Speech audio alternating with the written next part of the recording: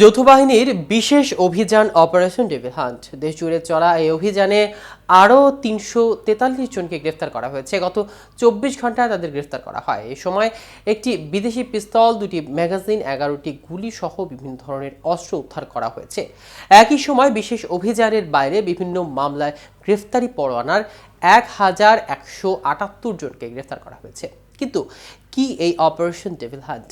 এর আওতায় মূলত কাদেরকে গ্রেফতার করা হয়েছে এবং এ বিষয়ে ঠিক কি বলছে অভিযান সংশ্লিষ্ট কর্মকর্তারা? বিস্তারিত থাকছে প্রতিবেদনের বাকি অংশে। কেটিভি নিউজ 24 চ্যানেল থেকে আপনাদের সাথে আছি আমি মাহমুদুর রহমান সিয়াম।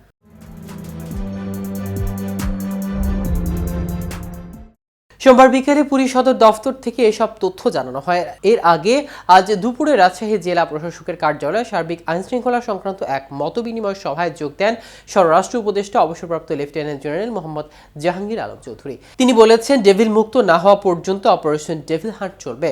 স্বরাষ্ট্র উপদেষ্টা বলেন, এই অপারেশনটা চলবে ততদিন পর্যন্ত ডেভিল এখান থেকে মুক্ত না হবে।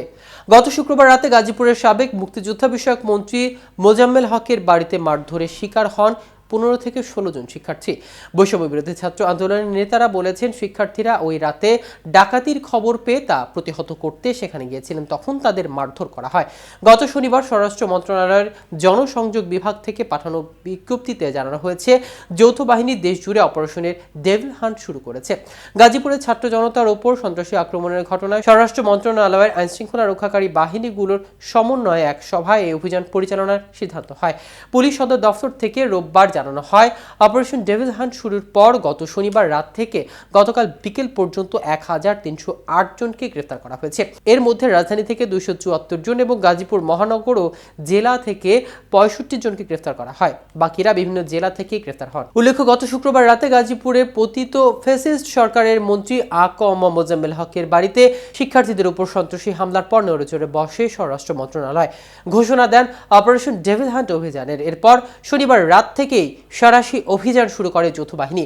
গুরুত্বপূর্ণ মোড়ে টহল জোরদার করা হয়। এদিকে আইনশৃঙ্খলা রক্ষাকারী বাহিনীর যৌথ অভিযান অপারেশন ডেভিল হান্টে গায়েবী মামলার দেওয়া হয়েছে বলে অভিযোগ করেছে জাতীয় পার্টির চেয়ারম্যান জি.এম. কাদের।